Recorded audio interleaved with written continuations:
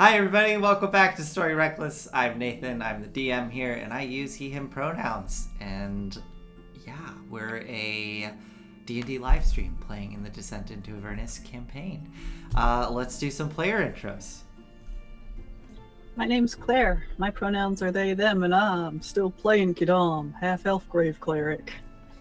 And my name is Olive. I use she, they pronouns, and tonight I'm going to be playing Calliope, old lady who doesn't get the respect she deserves. Hi, my name's Enyo, they, them pronouns, playing Pip, a charlatan alchemist with a checkered past. Yes, and in case you haven't noticed, two of our players are together tonight. Only two, though. Sadly, not all of us can be together. Excuse me. Awesome. Well, with that, let's do a quick recap here and jump right back in. So, let's see here.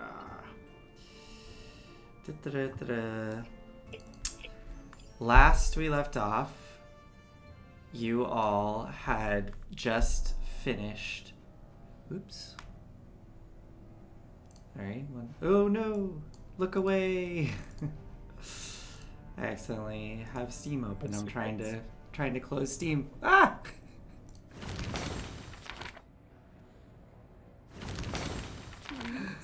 There we go. Okay. Sorry about that. I had Steam open and I was trying to close it because things were popping up and I was like desperately did not want that to be on screen because, you know, we are on the internet. Anyways, sorry. Yes, last we left off, you all were in the aviary and had just completed a successful exorcism, for lack of a better word. Shunted a demon out of a helm that was trying to possess older Ravengard. As Ravengard came to consciousness, he revealed to you all that he had been granted a vision during this possession process. He saw a vision of a great warrior accompanied by Lulu, and they both were in possession of a brilliant sword.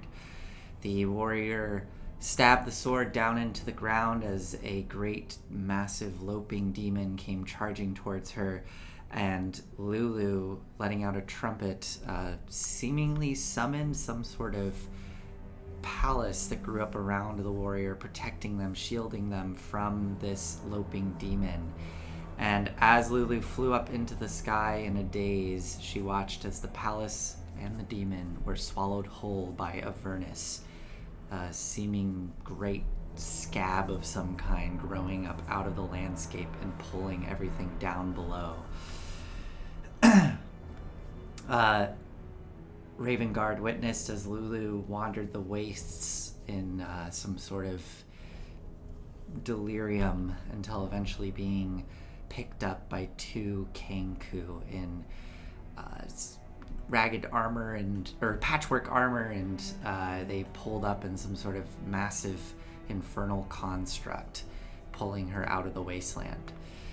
And that's the last thing that Ravengard saw, and he told you all that he felt it was very important that this sword be found.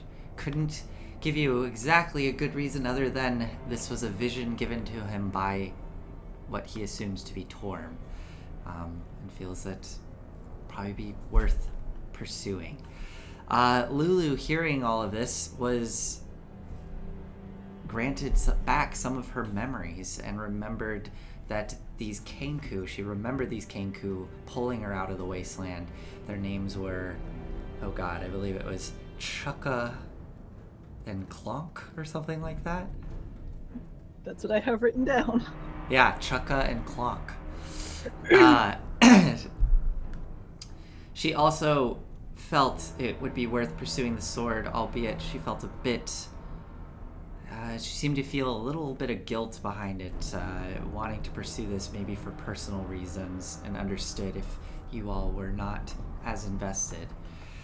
With all of this new information gathered, unfortunately, a lot of it being spoken out loud in front of Gideon. There was a tense moment between all of you and Gideon, but you managed to convince him that you followed through with the deal, and he sent out an imp to confirm that the portal was slowly closing. And upon that confirmation, he allowed you all to go and head off into Elturel. But he did warn you that next time he saw you, things might not be so pleasant. Kadam suggested that you go and seek out the criminal network within Elturel that this information was given to you by Monfred via a sending spell. And you ask Calliope to lead you all to the Black Antler Tavern. Upon arriving, Pip finding a bottle of whiskey and all of you kind of taking a moment to settle down, enjoying this whiskey that you found, you suddenly heard a sound behind you and saw a man standing there behind you. A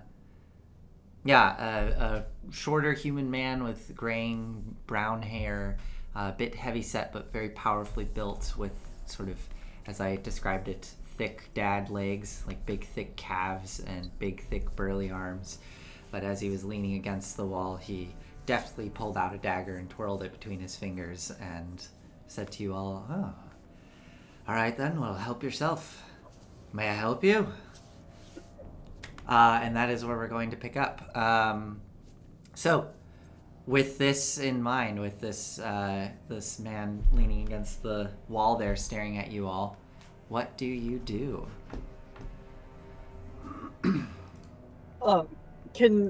Would you like to share in some of your own whiskey? We also have tea and hard candy and tobacco. Certainly.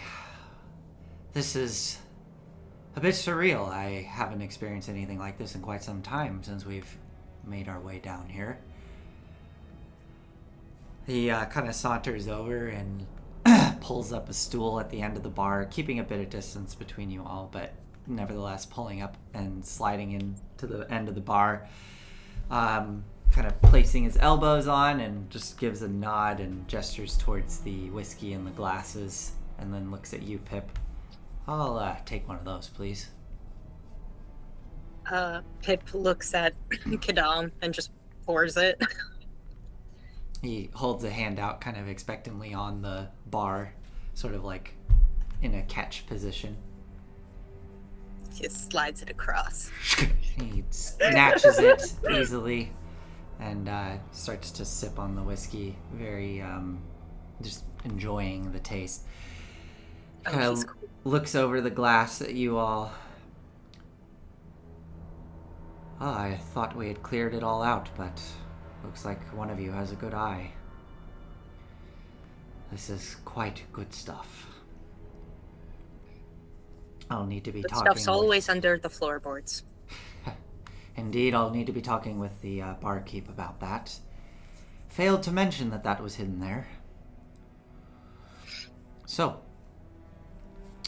what brings you to the Black Antler Tavern? We were hoping to find a bit of respite, an exchange of information. Wouldn't mind a magical sword if you have one. We are, of course, willing to pay. Gold these days is Not with gold. seeming less and less useful. Something a little more useful immediately, and possibly something useful in the future as well. All right, I'm listening. It looks like we've got at least one of your items on your checklist fulfilled. He gestures to the drink. And I have pulled out all of my bags of candy. So there's like lemon drops and saltwater taffy and peppermint sticks. Just available for those who want it. Calliope will definitely take a peppermint stick. Oh, yeah. So, one thing of note, actually, for all of the things that you are consuming, with the whiskey, with the peppermint as you place it in your mouth, Calliope, with the lemon drop if you place it in your mouth, Pip. The flavor is not really coming through. It's kind of ashen almost, a bit This is a gritty bad place. in your mouth. The whiskey, it's still with prestidigitation. the whiskey still burns, and there's a little bit of the flavor there. It's a bit muted, but it's like the burning sensation of the alcohol seems to come through more so, almost as if this whiskey was much cheaper than it is. But yeah. Anyways, with all of that out, as you start to try your best to enjoy what is there. Yeah, sorry, I didn't mean to interrupt, but you have all that out. And Kadam, I think you were still saying something. I was. What was I talking about? Sorry, yeah, I know, it completely sidetracked us with bartering, the taste. Yeah, the bartering, yeah. Right, Oh, what do you... You got useful stuff. What do you have to offer? Some information about how the rest of the city is doing. Don't know how much of that you have. As well as some information on what's being done up top to help get Elturel back. We did not come with the city itself, we came afterward. His eyebrows jump at that.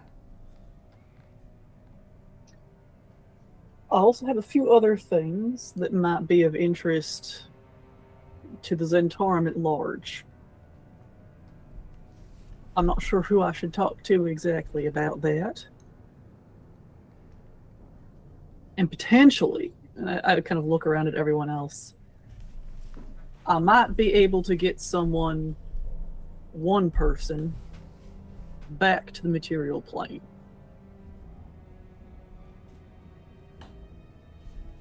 Well, now you really got my attention. I thought that might. Well, in terms of who you should be talking to, who's in charge, that would be me over in this part of the city.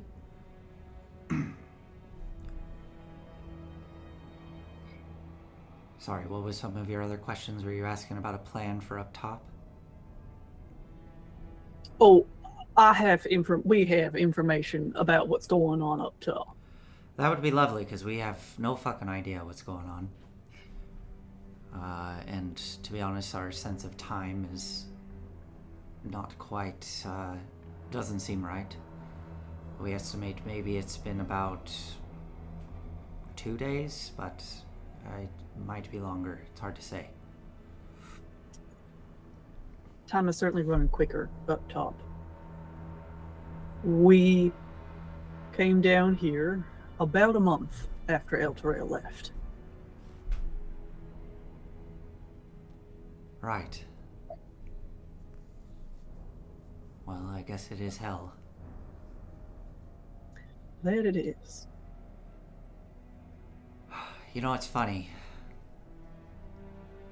Even this whiskey tastes like shit, but I can still just taste a tiny bit of it.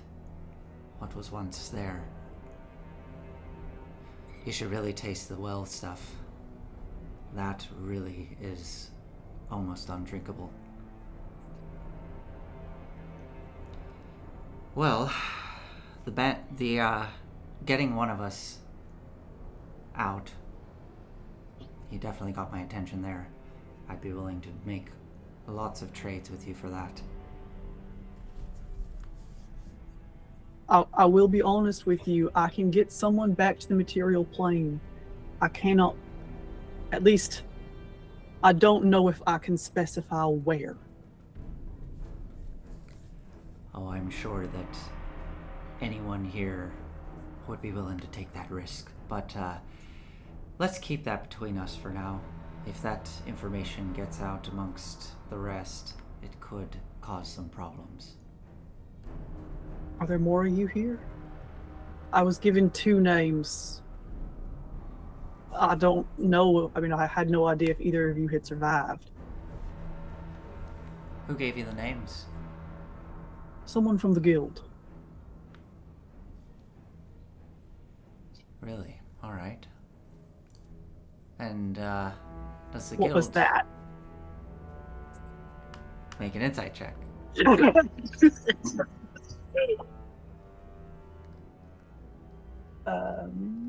Dirty 20. Just a bit of apprehension. There's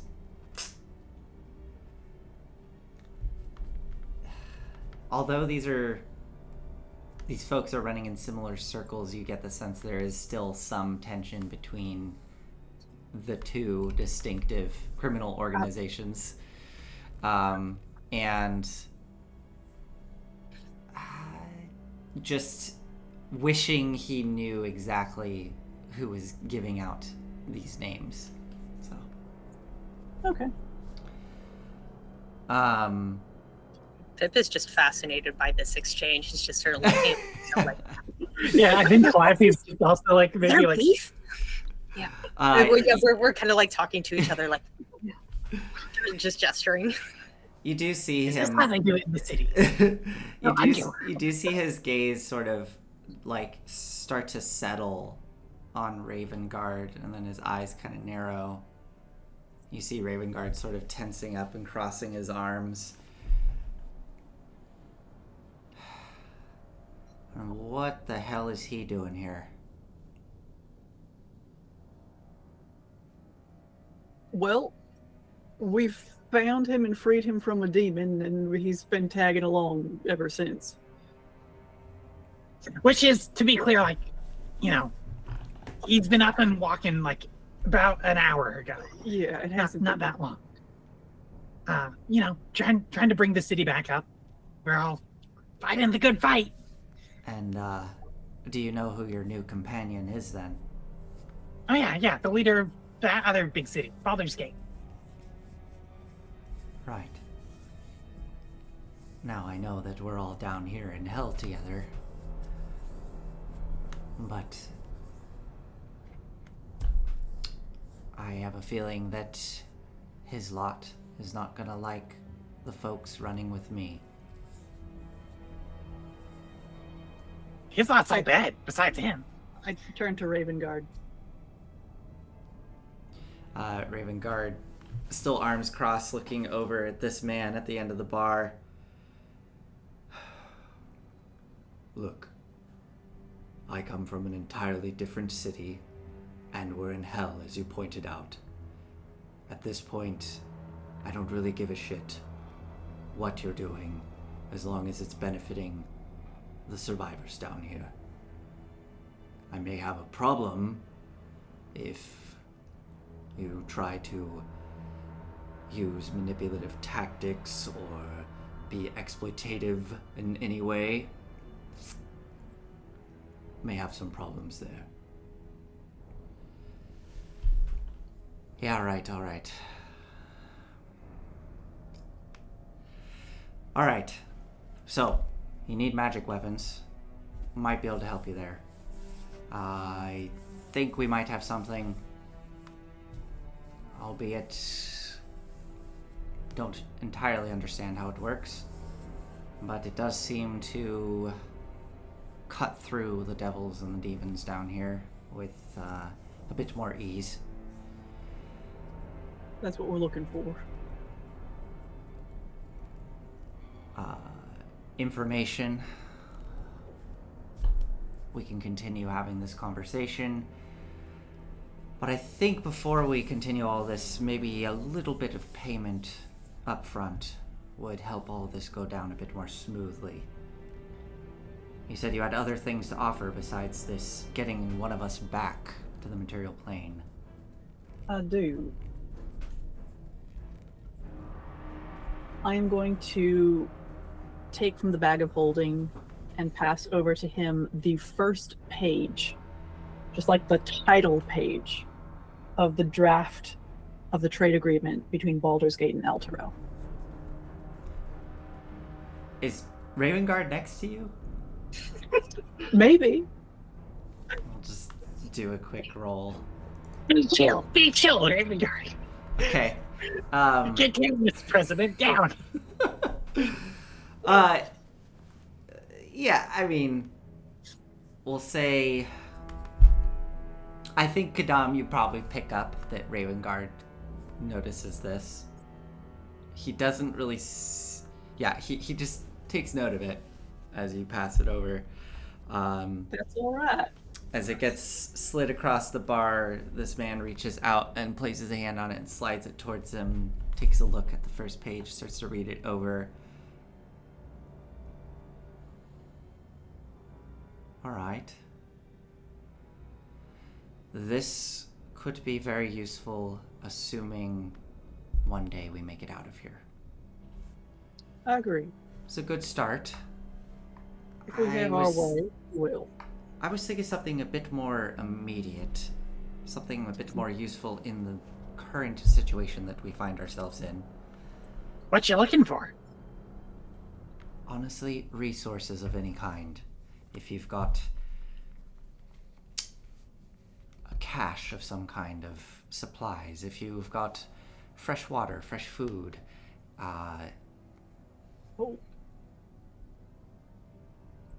Well, I can tomorrow if we're still around then. But for the moment, and I will pull out 1 vial of demon ichor and 1 vial of holy water. Okay. Take both of those and look at them. To be honest, I'm not entirely certain what I'm looking at here. Shakes the water. That's holy water. Okay, that's figured as much. I'll need to verify that, so I'll be taking that downstairs to make sure. I mean, I'll be taking that somewhere to verify that. And this here? Demon ichor. It has some powerful corruptive properties. We have reason to believe that the reason the Knoll incursion even started was because they were infected with demon ichor. Understood.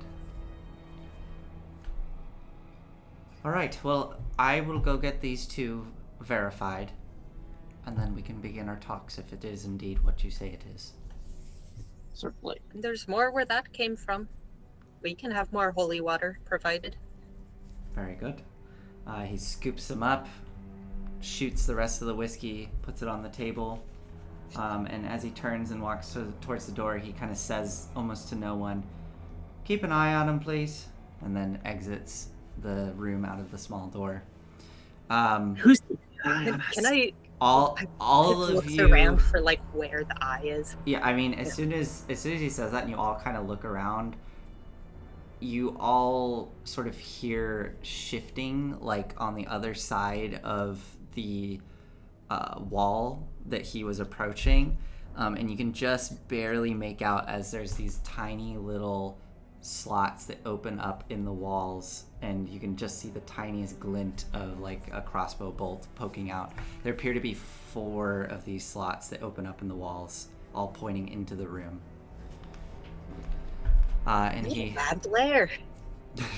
Really not bad.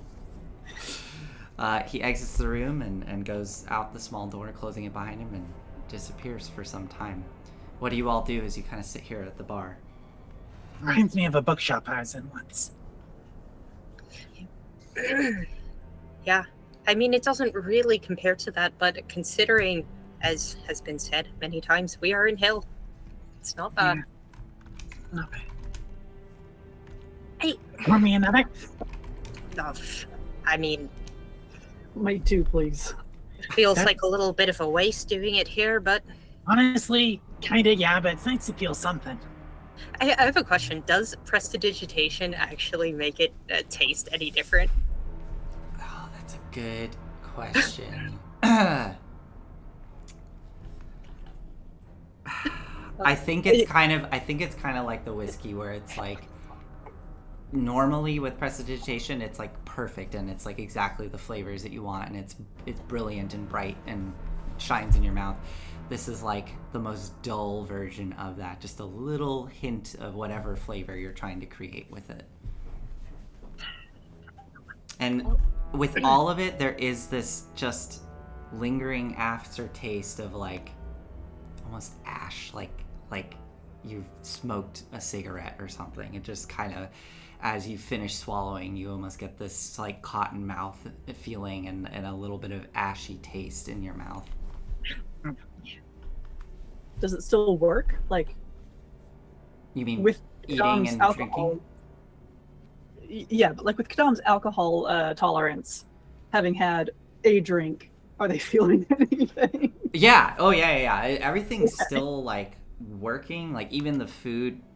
Well, you're just eating little snacks, but I'll say that you've been here now at least a day, so you've had to have eaten some food. Yeah. When you eat the food, you do become full. It's just like not satisfying. The pleasure is gone out of it. Yeah. Okay. I don't know if you've ever had the experience of having to eat like, I don't know, plain oatmeal daily or something, or just like one specific type of food every single day due to whatever, like you're hiking or something. If your mouth is numb from like the dentist or something and like you just can't taste anything, and you're just like, oh, I'm eating, I guess. Yeah. It's just eating has become purely a functional thing. So yeah. Do you all? This is miserable. Why did we voluntarily go to hell again? Why did I voluntarily go to hell?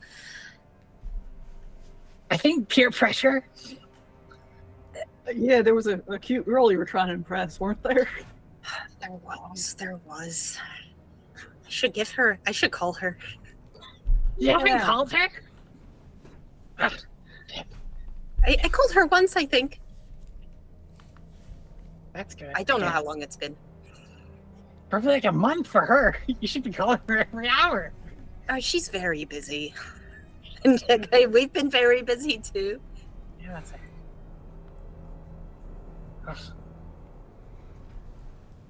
After a bit more time passes, the door eventually opens up and the man comes strolling through empty-handed and sits down at the bar. All right, looks like what you brought me is genuine.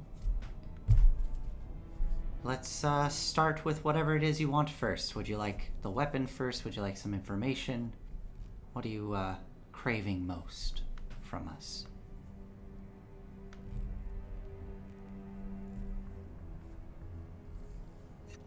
Yeah, but Yeah, seems like a good. that's solid and yeah. Yeah, that's material. Let's trade for a weapon.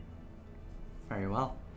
He just gives a quick, brief little hand gesture over his shoulder, and then just kind of settles in. You got any more of that whiskey to share?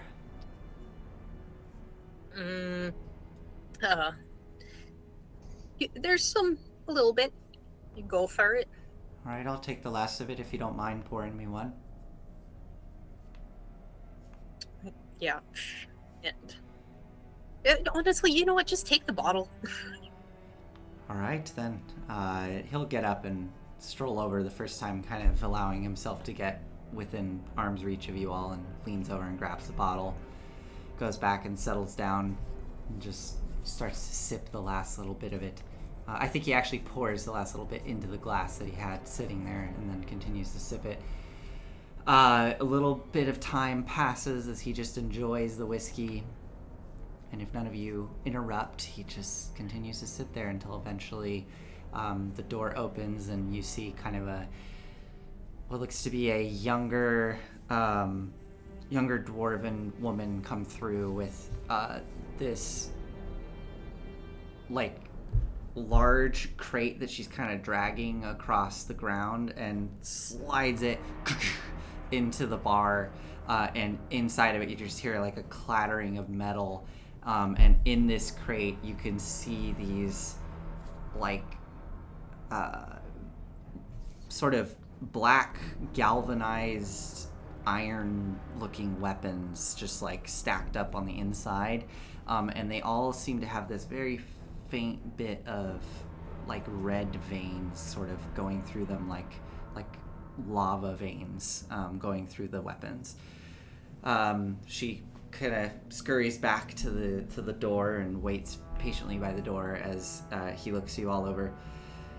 All right, well, we got this collection here. You're welcome to pick through and grab the one that you want. We've taken most of these off of the devils or found them on the streets.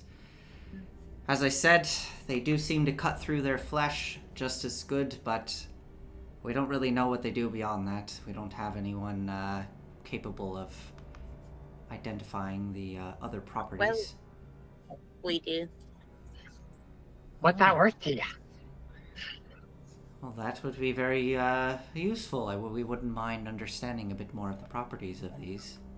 Consider that another exchange of resources, if you wouldn't mind.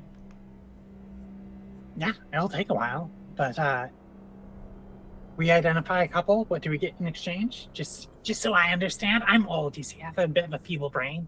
Lay it out for me. I'm sure you do. That's how you've managed to come all the way to hell and survive this long. Well, yeah, then. You understand. And I'm sure you got nothing in that briefcase there. So, in exchange for identifying one of these, I'll just give you some information. Answer a question. That sound good? Cute? Sure. Great.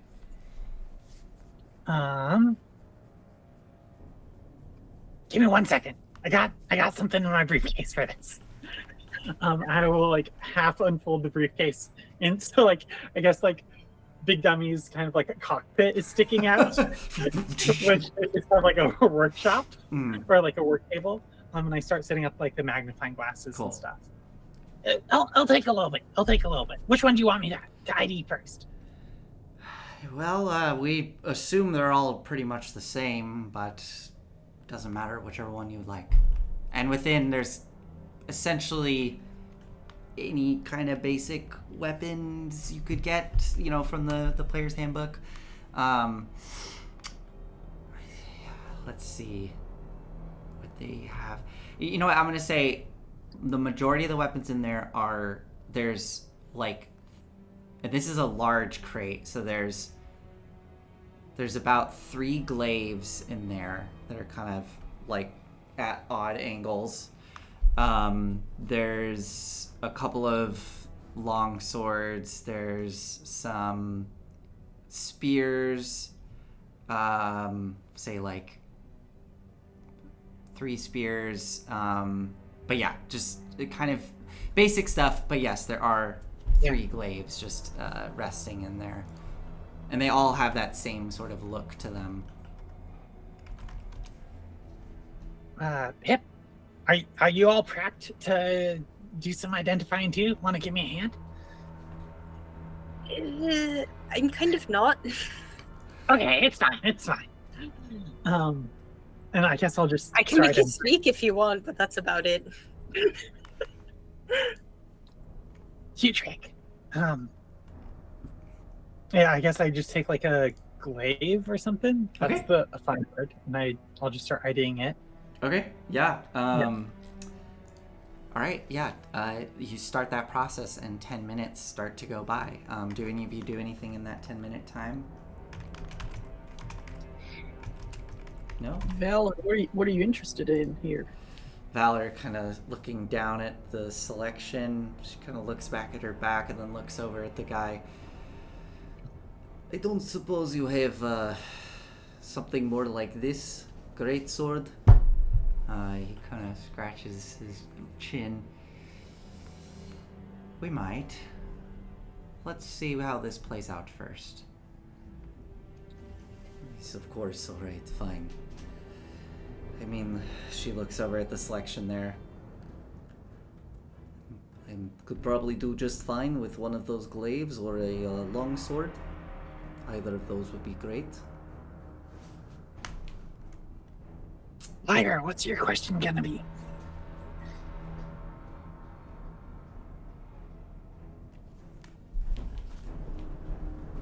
Are you asking me privately, or you just want to know? I just want to know. All right. I say it working.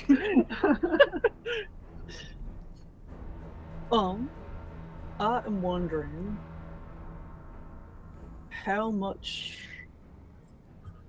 and you can be relatively general about this, but I'm wondering how much of its previous resources the Zentarum here in Elturel have. Would you be able to help sustain and support a relatively large group of people?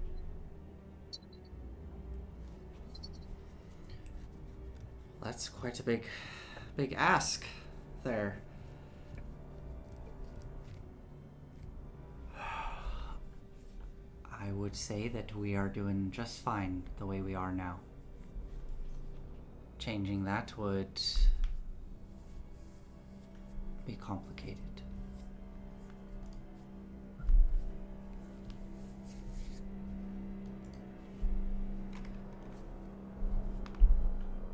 What type of people are we talking about here? Elturelians. Right, but are they just citizens, or are they soldiers, or political figures? Are you just helping people out of the kindness of your heart, or are you actually helping those like him? And he points to Ravengard. I would say that the answer to that question is yes.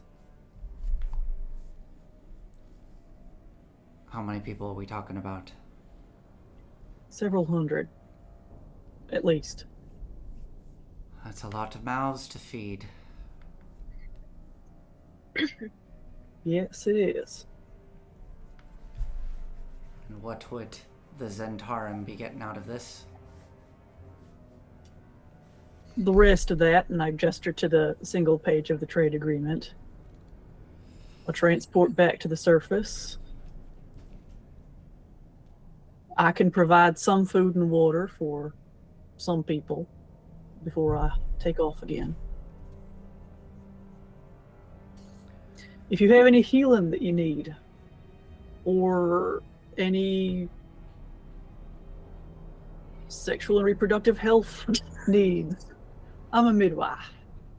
Now that one I wasn't expecting. Thankfully, we don't have anyone requiring that right now, as far as I know.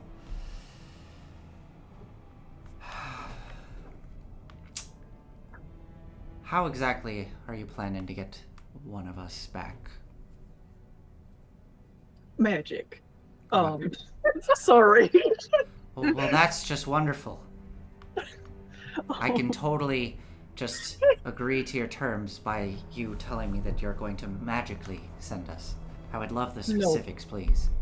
I would touch someone and send them back to some point on the material plane. After a minute, they would be there permanently. This is assuming that they were born there. If they weren't, they would come back after a minute. That is putting quite a bit of faith into you. I recognize that. You don't have to take it. What type of magic are we talking about? Are you, kind of looks at you very closely. You're tapping into the divine, I assume? Yeah, mine. Alright then.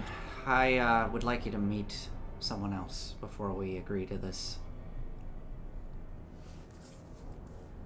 All right. I'll be right back. Pip? Yes? Oh, you just scrunched your face at that, and I didn't know if you had something to say. No, I'm just thinking about other things that we can offer. Yeah, absolutely. Given time to prepare. He stands up and exits the room once more. Or actually, he walks over to that dwarven woman and leans down and whispers something, and then goes and sits down as she scurries out. Yeah, looks down at you, Calliope. How's that coming along?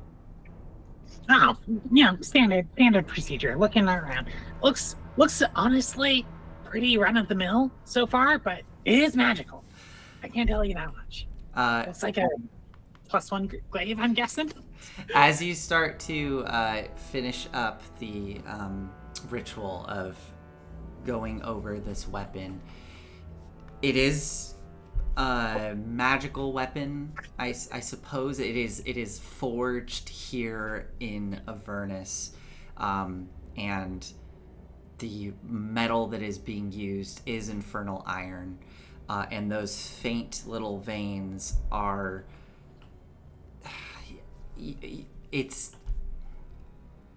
They actually seem to be holding like pure fire within them. Like there is this, like, as you even place your hand close, there's a bit of heat coming off of those veins.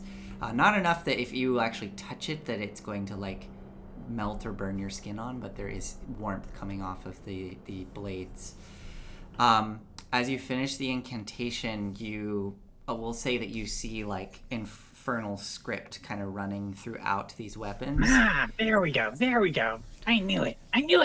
And reading through it, you quickly surmise that these blades, they will be able to cut through, extraplanar beings' flesh like fiends.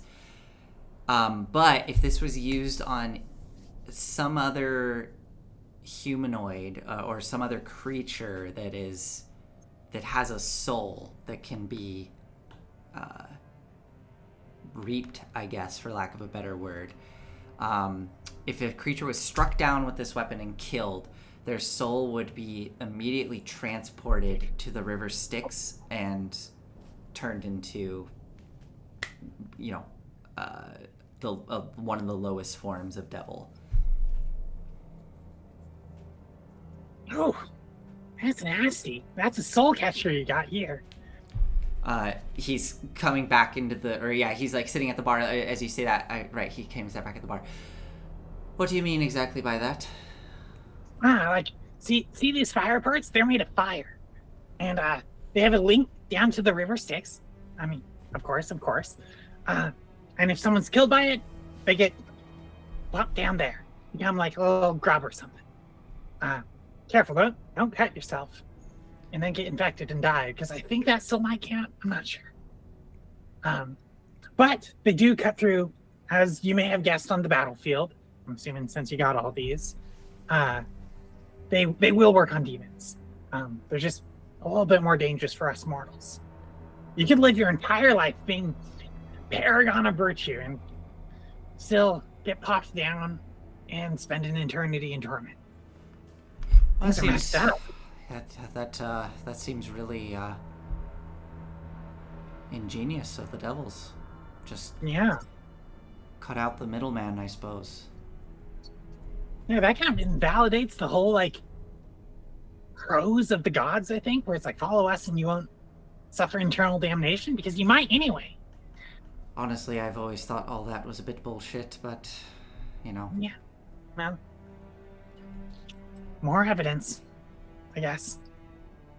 I guess it's a good thing it's hard for these fuckers to get up top and just run around and use these on us. That would be pretty bad. Alright then. She should be coming up here in a moment. I just want you to speak with someone that works with us, as he points to you, Kadam. They might be able to, or she might be able to give us a bit more confidence in moving forward with this deal.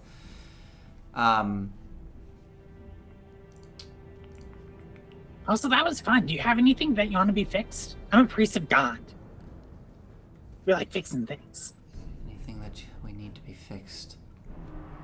Let me think on that one. That could be useful. Let me see here.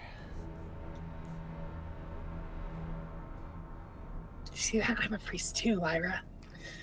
Oh, I ain't a priest. Oh, I'm a midwife. I thought on account of all of the divine stuff that you're doing, like the healing, usually that comes from priests.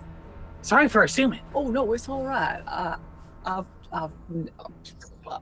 never done it it weren't really anything that interested me. Wait, you did that whole exorcism with all the gods and stuff. That's stuff that priests do too, ain't it? I mean, certainly they can. Apparently, it's also something midwives do. What's the gender neutral term for a midwife? Midwife. You delivered a demon into our, I don't know, waiting arms, where we then slayed them? I was gonna go the other way and being like, delivering a baby's like an exorcism of having more than one. Oh, you're right. Casting it out. You're casting it out. But it's all coming together. Carter, or well, you don't know his name, but yeah, Carter, the man sitting there, starts to laugh, kind of looking over this conversation. You know, I never thought of it that way. That's funny. Neither have I. At this point, there's kind of a loud bang as the door kicks open, and you see standing in the doorway, the smaller door that he's been coming in and out of, a very short humanoid standing there, probably a little shorter than you, Calliope. There is a halfling woman standing there. She looks something to be like equivalent of in her 30s. She's got this very long, almost down to her hip, shining black hair that she's got pulled back with like a headband. Light brown skin, button nose, hazel eyes. And as she comes walking into the room, she's holding like a big notebook kind of under her arm with her right hand. But you notice as she kind of comes into the room gesticulating with her left arm that her left hand is entirely missing as she's kind of prattling along as she comes into the room.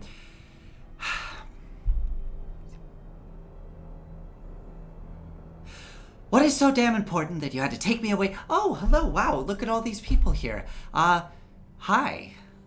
Oh, Hello. what's your name? I'm Legend. Yeah, I'm not giving that out right now, but it's Okay, nice that's to fair. meet you. Nice to meet you, Legend. So, you brought me up here, I already identified those two things for you. What else do you need? If you don't mind just coming and sitting down and talking with these folks.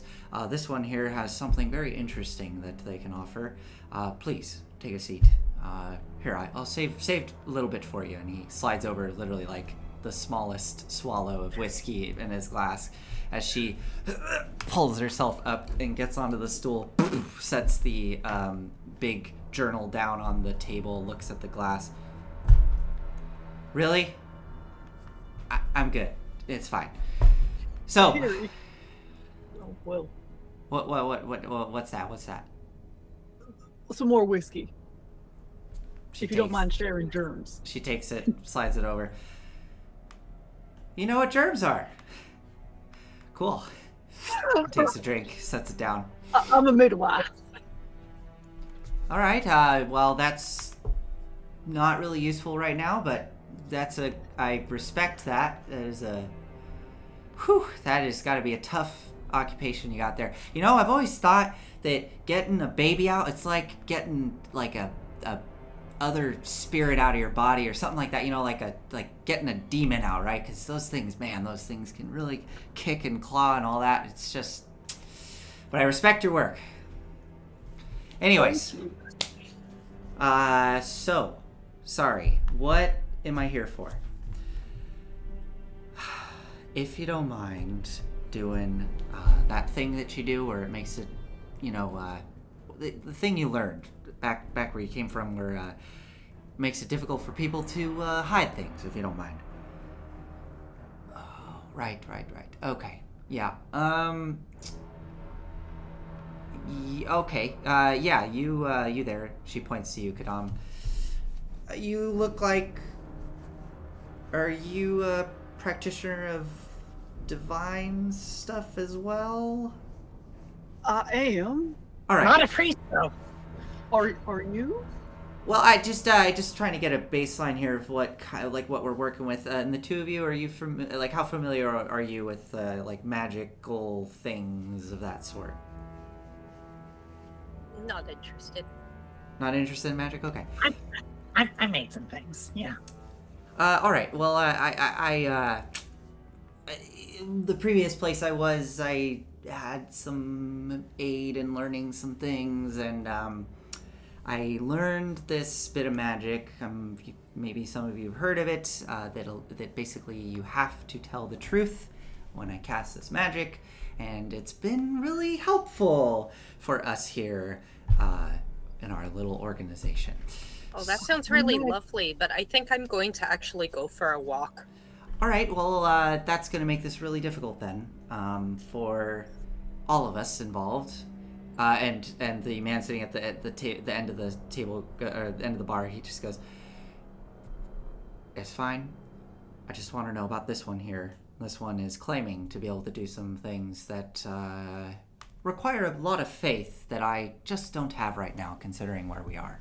Are you willing to subject yourself to this bit of magic?" If this is Zone of Truth, yes. Oh, yes, it is. Okay, great. The rest of you are welcome to partake in this little fun bit of magic, but yes, if you wish to go for a walk, then go for it. Pip, do you stay in the room or leave? Pip is just going to say, I'll be back in an hour or so. Can't take that long, right? I think it takes about an hour. All right. Is that right?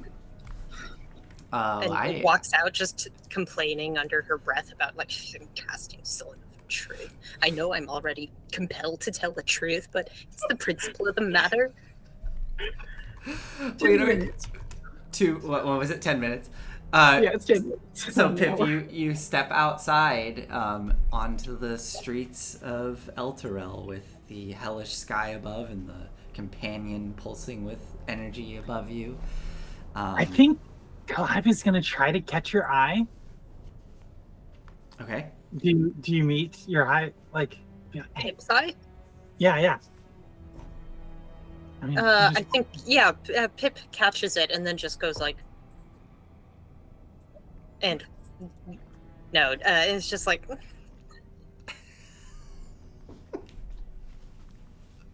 stay safe out there. All right, Pip. So you're outside. The rest of you inside. Mm-hmm. You see this woman flip open this journal, which has like a bunch of kind of like, it's like almost like a Renaissance era binder. It has like little pockets and things on the inside that are just filled with all sorts of random crap.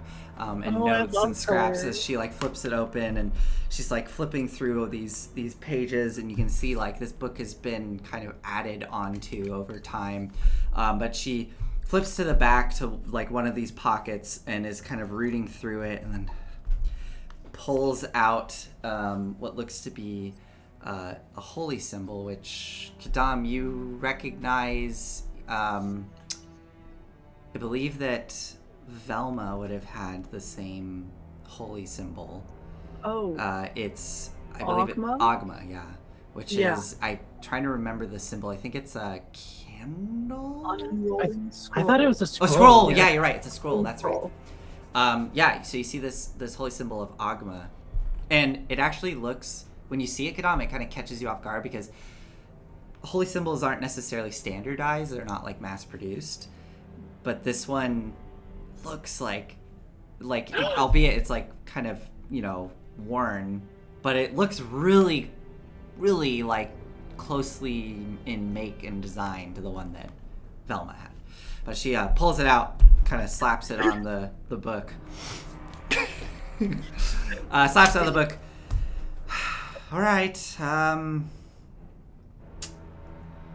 This should still work. Yeah. Okay. This should still work. Here we go. And she kind of closes her eyes and focuses and starts to slowly let out an incantation over the next 10 minutes in Celestial. It's sorry, to be clear, it's a one action casting time. It lasts for 10 minutes. Lasts for 10 minutes. Okay. So, yeah, she lets out a phrase in Celestial as she places her hand on the holy symbol.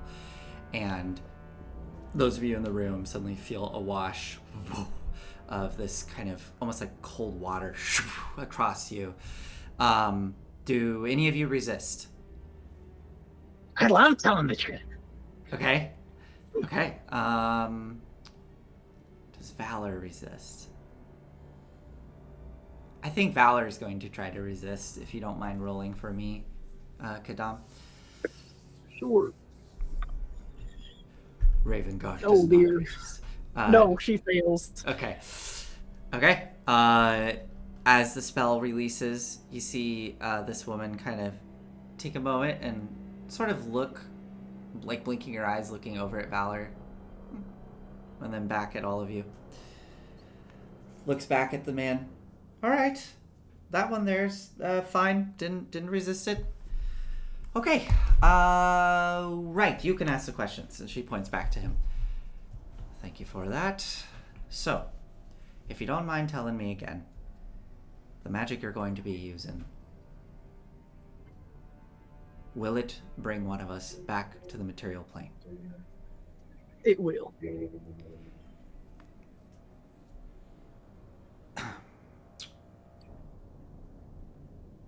Are you able to use this magic right now? I am.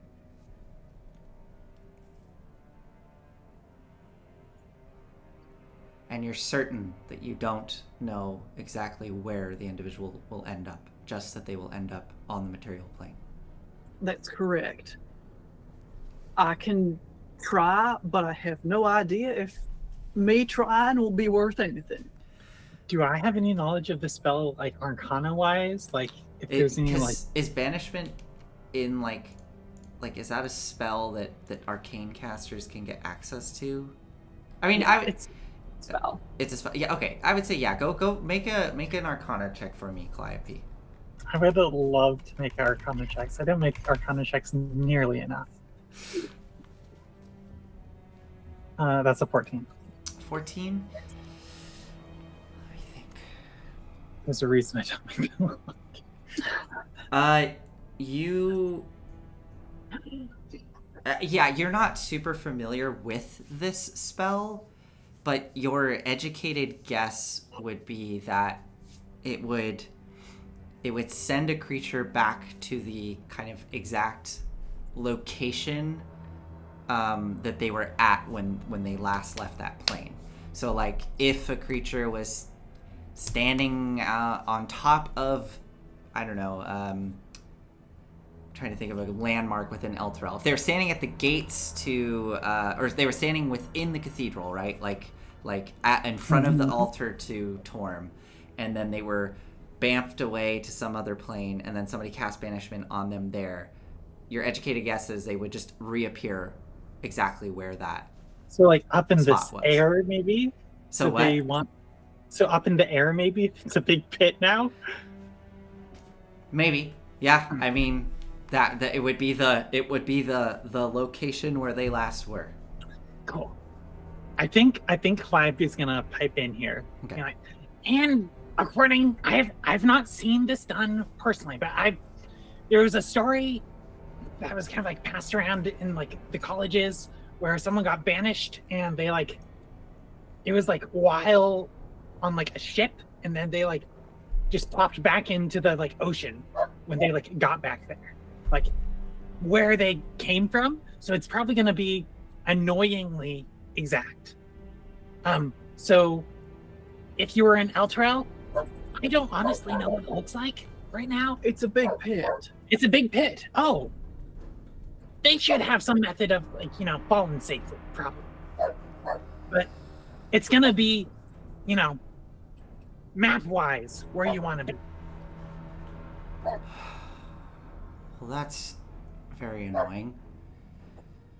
Yeah, better than automatically going into the ocean or like on a Cholt or something. Right. It's just, alright. Can work with that. Oh, He looks at the woman with the notebook. Was she under the effects? Yeah. No, she's fine. She's telling the truth. All right. Guess it'll have to be worth it then. We'll figure something out. I could probably rig something up, but it would take some time if you have no other options. It has a potion of flight still.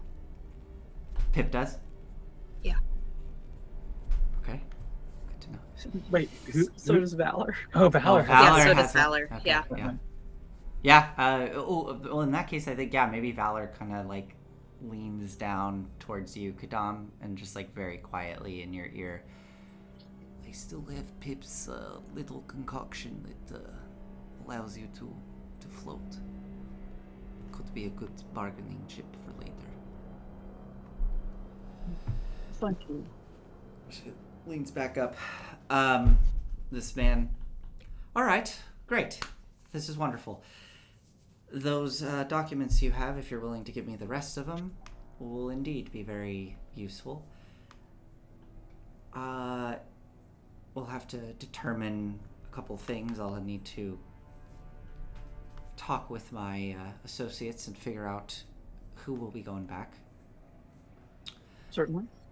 And the documents and the spell would be in exchange for helping harbor people of this city. Go ahead and make a persuasion roll with advantage.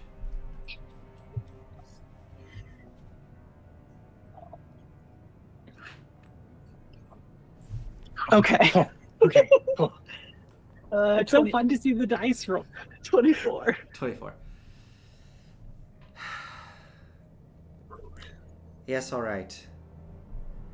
We will provide our resources and aid to help aid these survivors. What exactly is it that you need from us? What do you need us to do for these people? They need a safe place to be. They are currently trapped, and they can be where they are for a short amount of time longer, but not much more. I would need some guarantees from folks. Whatever happens after we get back to the surface is what happens when we get back to the surface, but I would need some sort of guarantee that you would indeed take care of your own here, your fellow Elturelians, rather than picking them over for whatever they may have left.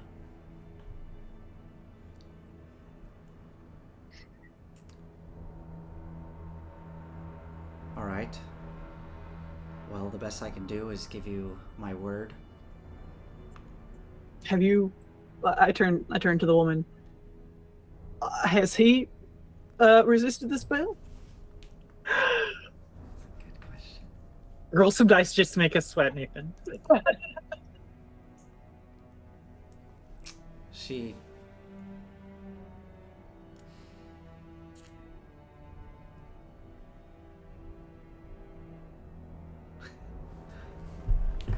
He kind of looks, he looks at her, she kind of looks back at him, eyebrows raised, and then back at you.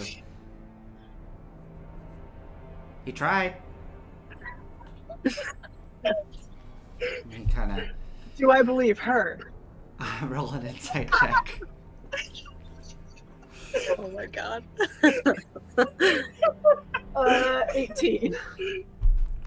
Yeah. All right. You see the frustration like building kind of on his face. That is good enough for me. All right. Yes. Okay. I can give you my word. My actual word.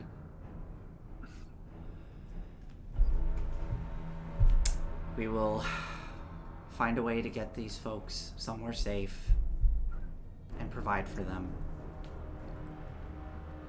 Basic food, shelter, and water. They're not totally helpless either. There's some heavy hitters in there. I'm sure they're not all just helpless. No, they ain't helpless. They're just trapped. Yeah. Yes, well...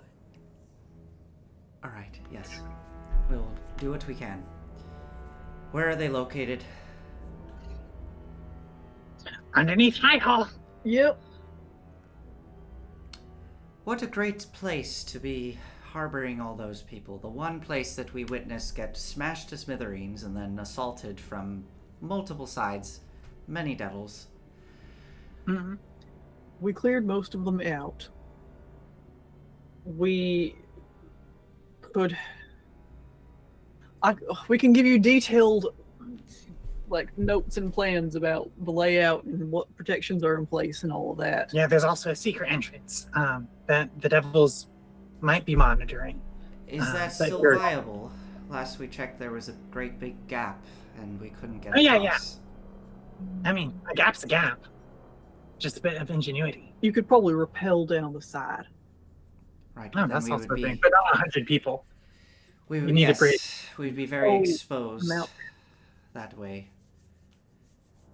All of our usual routes into this entrance that you found are inaccessible. If we were able to get them out into a location, would that make this possible?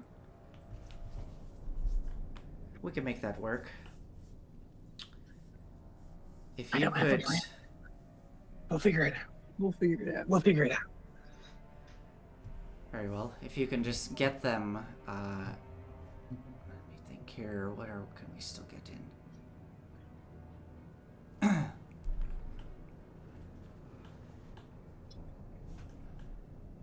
There's a bank right next to High Hall.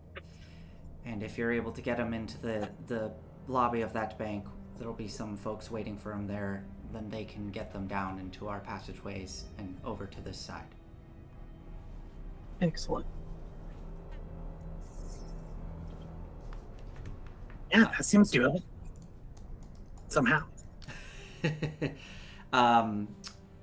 Calliope, I would say that on the map, it's this building here. I don't know if you see that on the map. Yep, got it. Wait, could you put that arrow back real quick? Yeah, actually, you know what? I'll do one better. I will... There you go. Got it.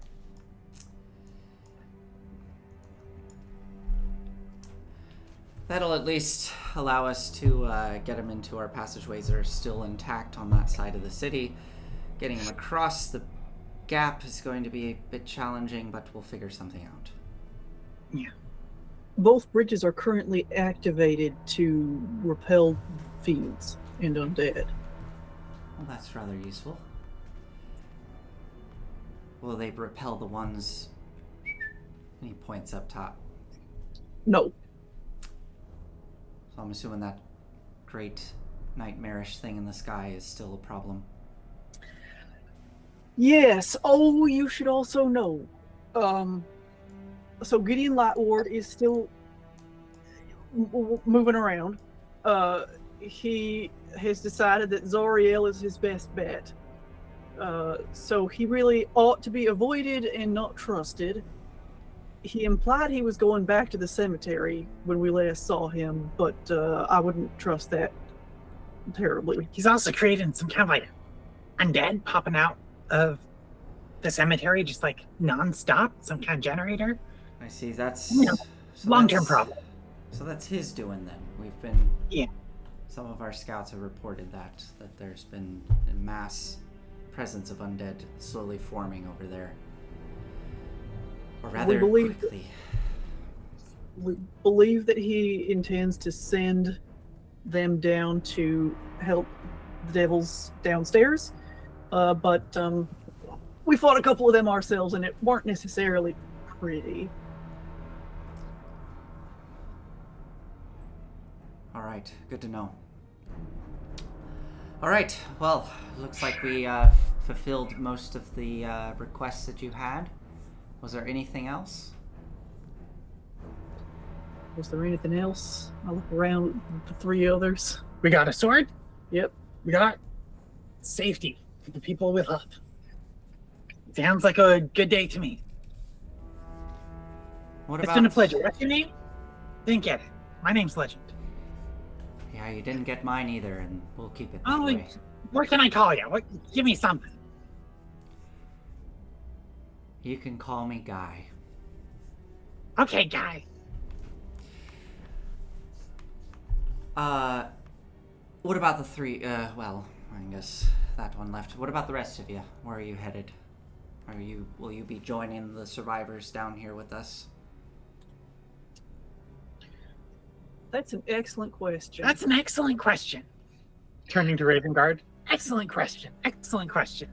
We got some leads. We're trying to solve the, big problem. Get everything back up. And we got a couple leads, maybe. I got this whiteboard here. Chalkboard. You're trying to get us all back up. Yeah, I mean, what's the point of, surviving? It's fair. I just don't know how you're going to be accomplishing that. We're trying to figure out how to make do with what we have. Haven't quite gotten that far.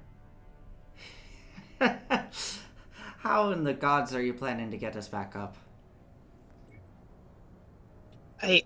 Pip, I feel like this is kind of a good time to cut to Pip. Yeah. Yes, Yeah, that's great. absolutely. Yeah, Yeah, okay. thank you. Yeah. So Cinematic Pip, timing yeah, there. Pip, what are you doing outside? So she kind of took a little jog around, checking to make sure nobody's around, then climbed up a tower, Okay. not too far away, but far enough that nobody can hear her. Okay. And she heard Gideon when he called for that imp during that tense Yeah. tense face-off. So she mimics his voice and calls for an imp. Okay. Can you do deception for me? Yeah. Or I get advantage because of my actor feat. or performance. I could see performance. Oh. But either Ooh. one. Well, I mean, I Are have they the same bonus? modifier. Okay. Yeah. So, but I like the idea that it's a deception and a performance. I got a 23. 23. Okay. So Pip, you're standing atop like a small little... Oh, you know what? Actually, you're really close to the school, and the school has a little like, bell tower on it. Yes, I'm in the school bell tower. So you climb up the bell tower on the school and are sitting up there, and you call out, perfectly mimicking Gideon's voice, and reciting the infernal that he said. Not necessarily fully understanding what you're saying, but you managed to mimic the words perfectly. I understood like 3 of the nouns in there. Are you keeping yourself out of sight while you shout this out, or are you making yourself visible?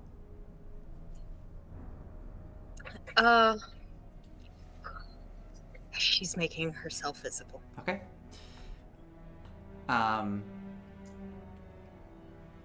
Some time passes where you're kind of sitting there, not sure if it worked. Should I send out another one? That seems kind of crude. You kind of hear little scraping of nails on stone next to you. And as you look over, you see an imp, probably kind of clutched on the other side of one of the support columns of this bell tower, just staring at you, looking at you very quizzically, and says to you in Infernal, says something. You don't speak Infernal, right? I've been taking Infernal lessons. Pip has been taking Infernal lessons with Calliope, so speaks kindergarten level Infernal. Yeah. I mean, it's been a couple days or so. Yeah, so it would be super rudimentary. I mean, make an intelligence roll for me. Let's see if you can pick up on a word or two. Hey, 16. Okay. This imp clearly asks you a question. And you get you hear the name Gideon in the question as this imp is staring at you. Yes, Gideon. Yes. I need to send a message to Gideon. And then tries to say, message, Gideon. And then the imp switches to common. Okay, well now I feel like an asshole. You could do that the whole time. Well, I didn't know if yous was... I thought maybe yous was Gideon, but you was using something to make yourself look like that nice lass you are there. That was really fun. So, you need me to go and find Gideon for you? No, you can just give him a message. For free? Yeah, right. Do you know where we are? What do you want? Maybe you could do me a favor.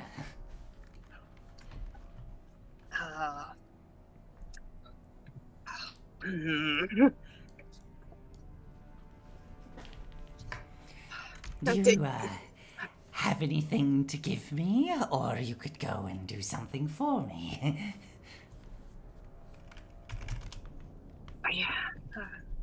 I can't tell the lie. Okay, Pip is just going to say, like, you're really trying to shake me down. You know I have, like, a very powerful contact in Avernus. Oh, and who is that? Which isn't... Mad Maggie.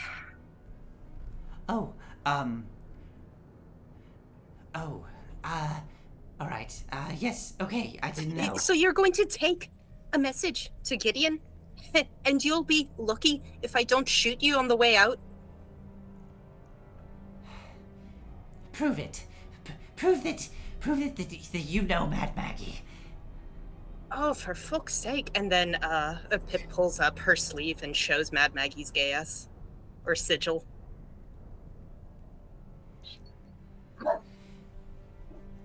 You want to keep being weird and creepy to me?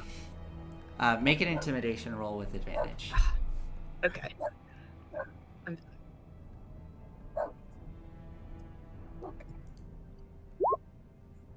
15? Okay. 15. Alright, fine. Fine. What do you want me to tell him?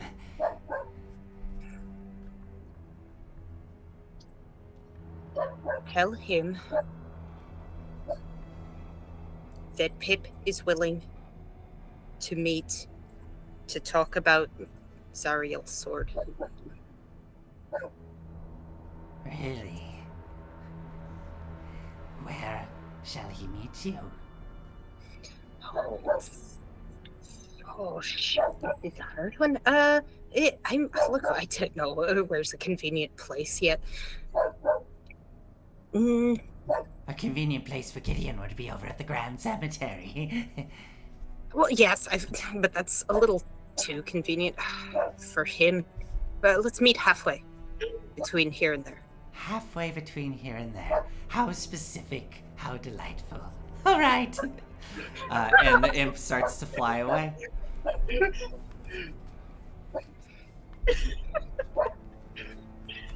Pip is just looking around like, oh shit, I know, and then takes out a map and is like, where the fuck is halfway between here and there? Okay. I'll put that in my calendar. Alright, Pip, yeah, anything else for you while you're out here? Yes. I don't know. Depending on how long that took, I think she'll climb down and spend the rest of the time she has before the 2 hours are up or something. Just like trying to find ways to get into the bar, like secret entrances. Okay, make an investigation roll. I mean, it's really nice that they have here. I wonder how long it's been here. A 9.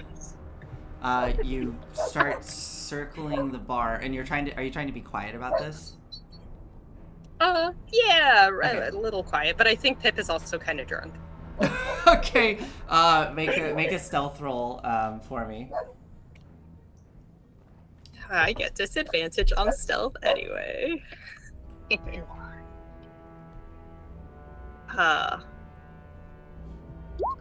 don't know. So you start. Hey, where's y'all's hidden compartment here? I know you have one. I saw the little crossbow bolts. As you're walking around the outside of the bar trying to find this and start shouting at the wall, you you get around like the back side of the building where there's the like cellar entrance, the like 2 doors, trying to find some way inside, and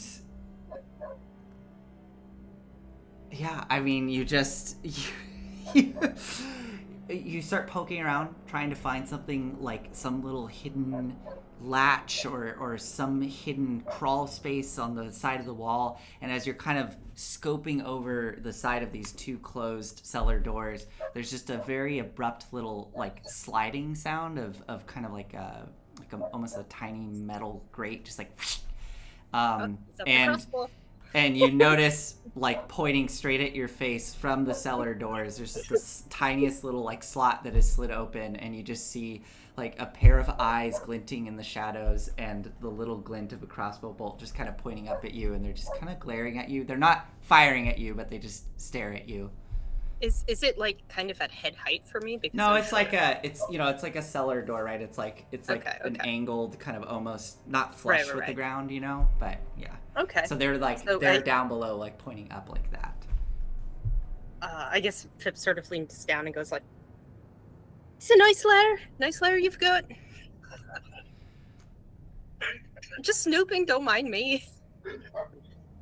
All right, I guess I'll go see if they're done with their truth thing." The eyes just watch you silently as you start to... Nice talk. As you start to stumble back towards the entrance. Pip, are you gonna go back inside? Yeah, I think having done what she went outside to do. Okay. You step inside just as this conversation is wrapping up with all of you with the zone of truth, and Pip comes inside.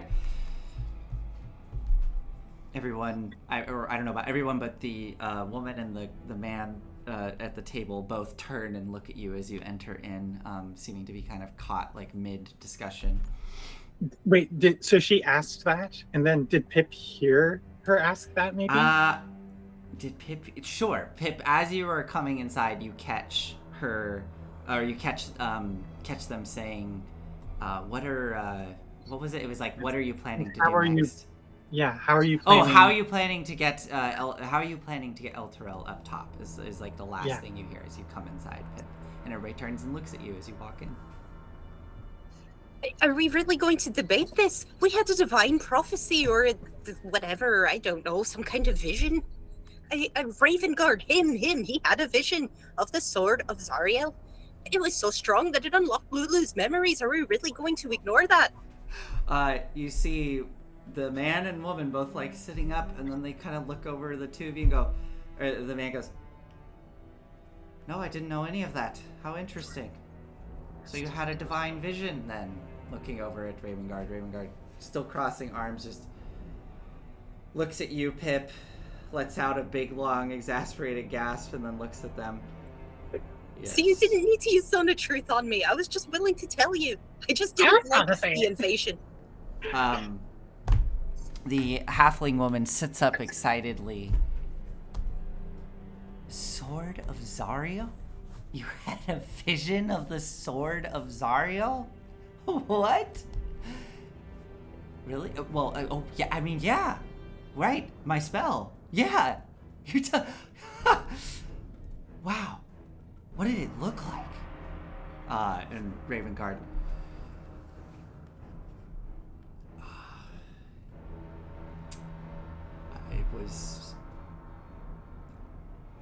It was beautiful.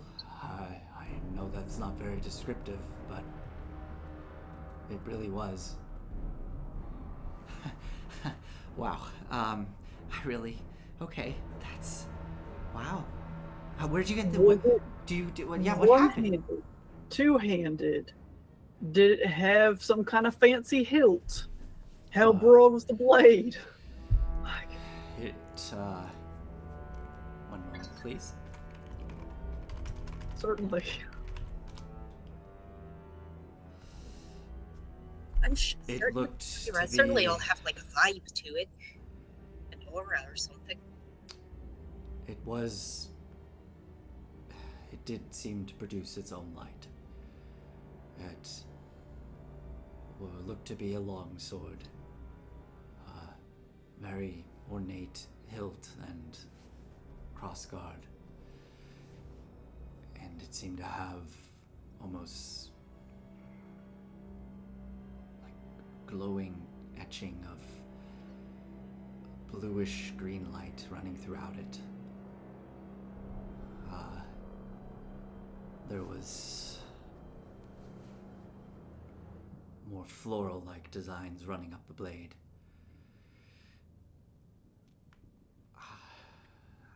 I'm trying to remember more of the specifics, but the pommel had a unique design. There were two prongs that kind of came off the bottom, curled. And you see the halfling woman sort of like nodding along. Okay, yeah. I mean, it kind of sounds like what I remember reading about. Wow. Wait, sorry, were you all there? Did you all see this? What happened?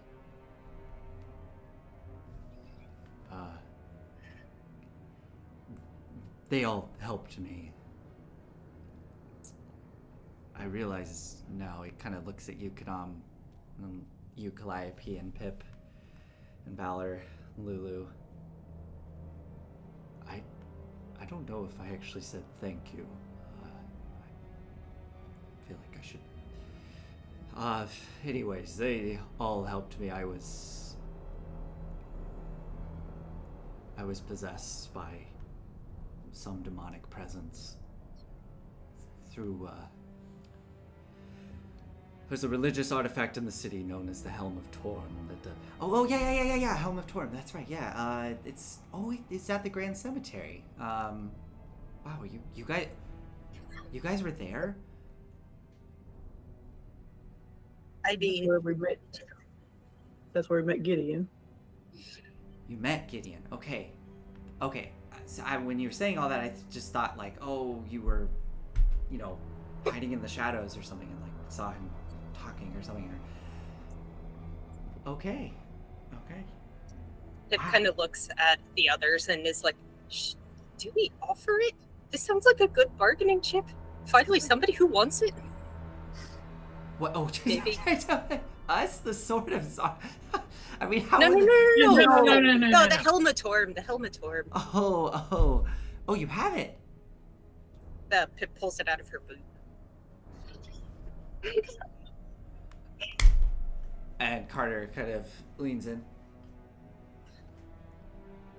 We could offer you some more things if you like for that there.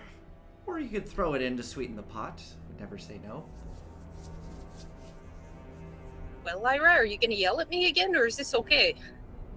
Maybe this could be like a half up front, half on delivery sort of thing. Like we do the banishment now, give you the helm after you get the refugees all sorted away.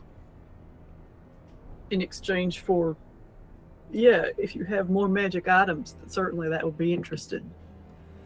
Well, all we have are these here. If you want one more, certainly we can do an exchange for the helm for one of these. Would any of us have use for this? I think so. Sir, is your sword magical? Yes. All right. I honestly don't want any of these things near me. They're dangerous. Give Lulu a glaive. I can't. I wouldn't be able to do that, I don't think. We could definitely replace your tusks. Lulu, I think, would cut down the whole city if we gave her a glaive, so... I don't think I could pick a glaive up, though. I'm way too small for that. Maybe.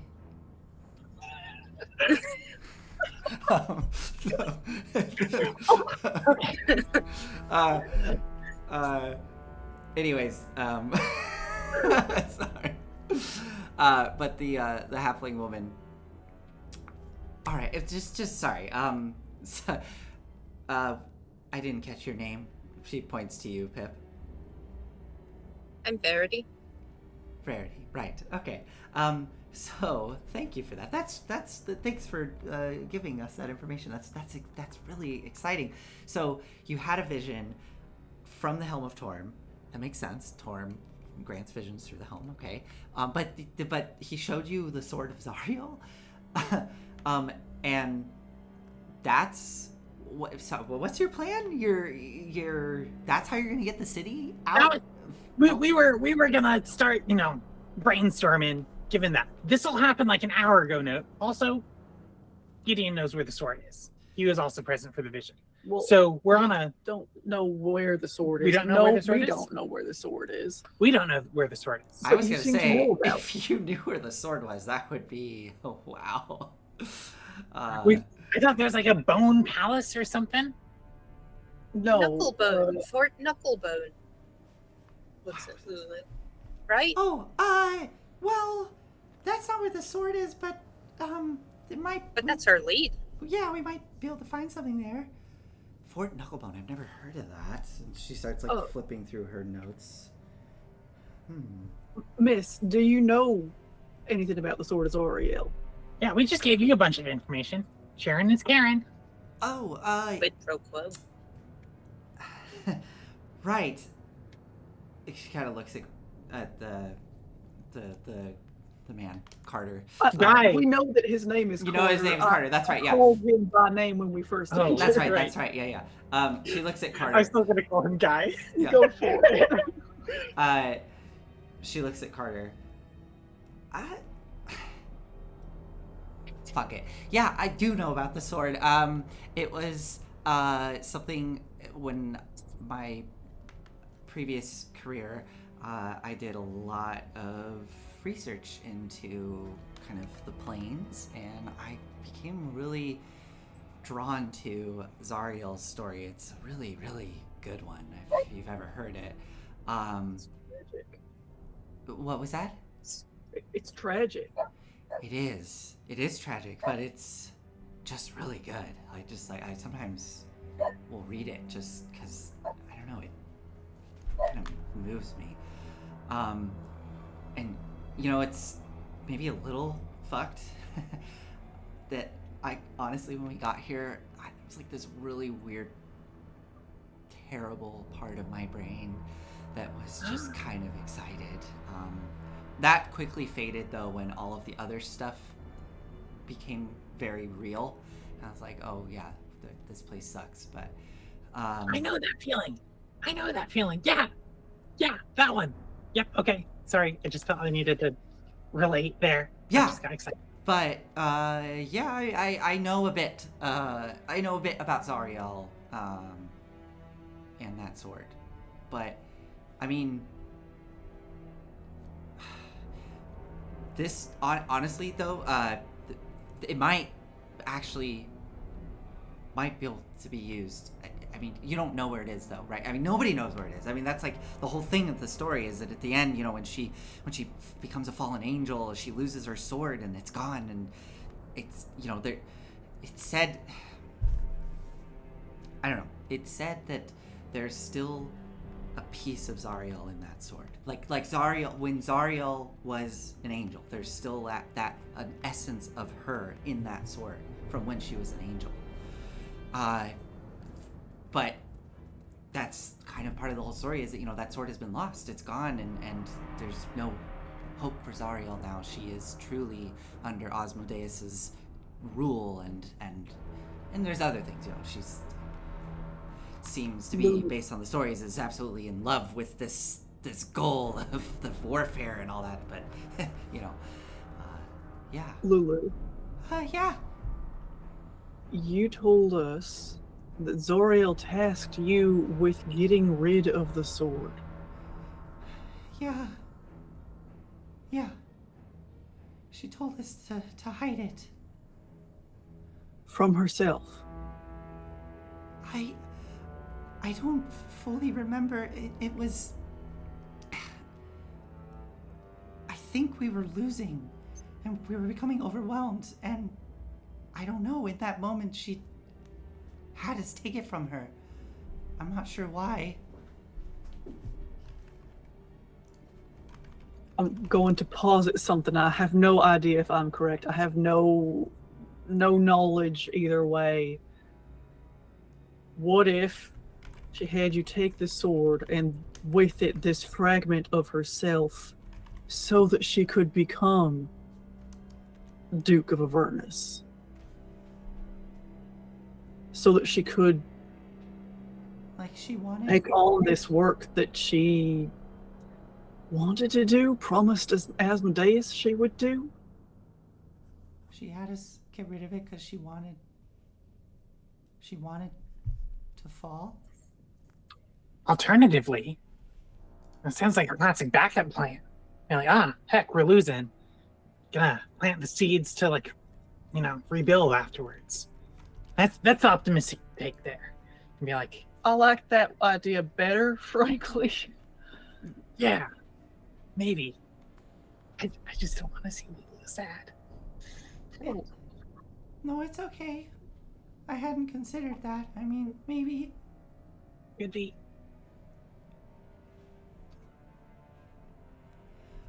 Well, seems like struck something awkward there. I'm sorry. Did you know Zariel?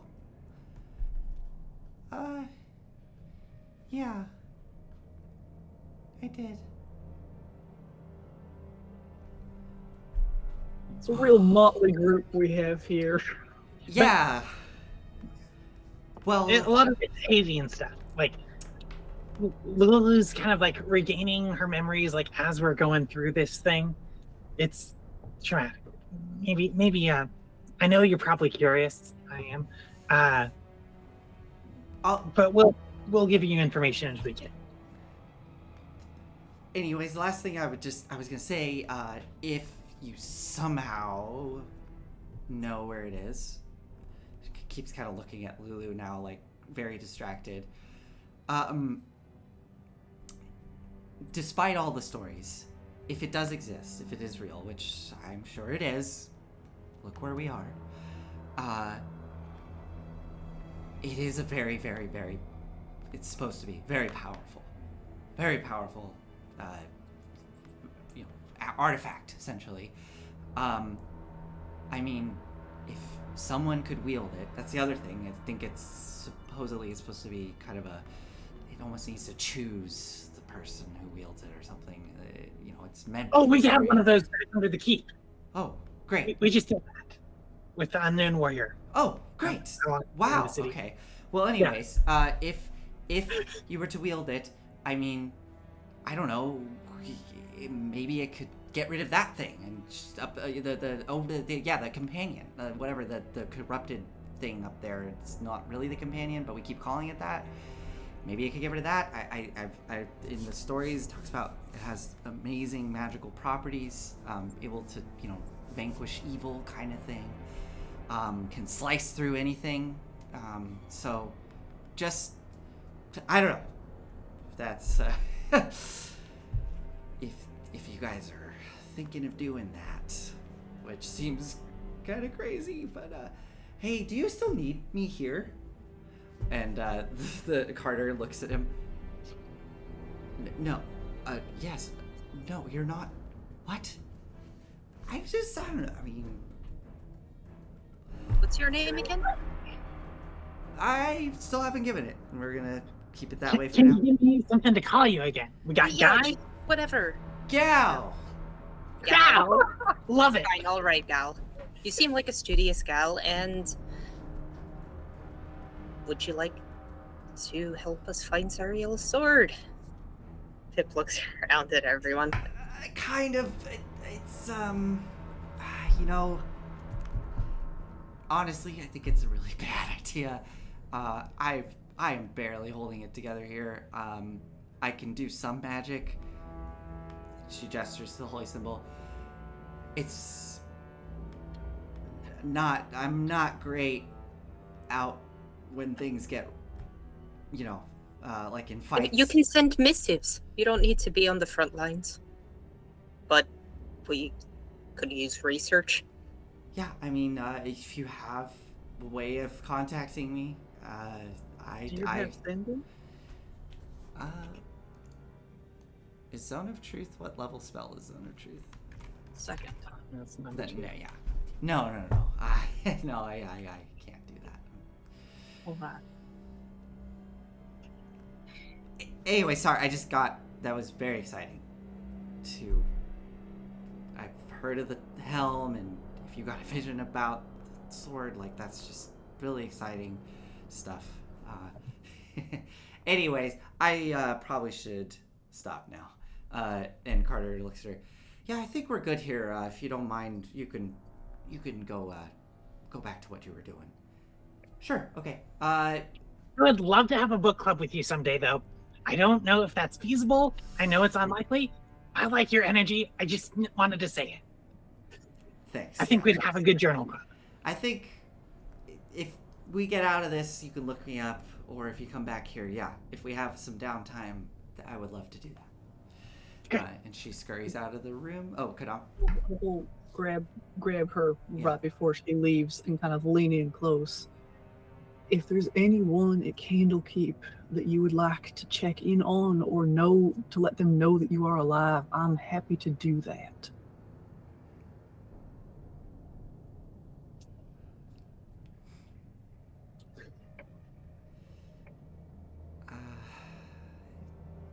Did you happen to meet someone named Velma? Yes. Okay, can you tell her I'm sorry, and I tell her I'm safe for now, and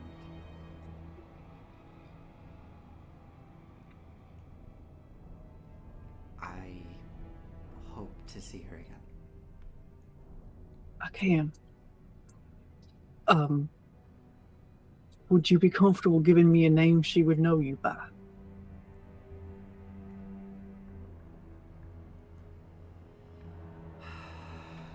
She leans in close. Yeah, it's Isadora. All right. I'll tell her. All right. Bye. Scurries out of the room. All right. Well, I think we've concluded our business here. I believe. Sorry, out of character, real quick. Was it get the refugees settled and then the banishment is cast? Is that right? Either way. Either way. Okay. Well, let's resolve that for next. My understanding was banish upfront, because I'm sure they'd like payment upfront. Got it. Refugees, and we could maybe throw in the helm to sweeten the deal after that. Okay. I don't think we agreed on that. Well, regardless, we're over time. So as we wrap this session up, he looks you all over. I'll just need a little bit to figure out who we're going to be sending back, and once we get that settled, we'll kick off the rest of the logistics here of getting everyone safe and sound. Sounds good. And we will end the session there as we see you all sitting around the bar with this man Carter, hot dad man, or dad leg, dad arm, dad man. I don't know. Guy. Carter. Guy. Anyways, we're gonna get 100 people across the street. We'll figure it out. That's a post-short rest problem. Yeah. We'll see you all next week. Thank you for joining us, and have a lovely evening. Good night. Good night.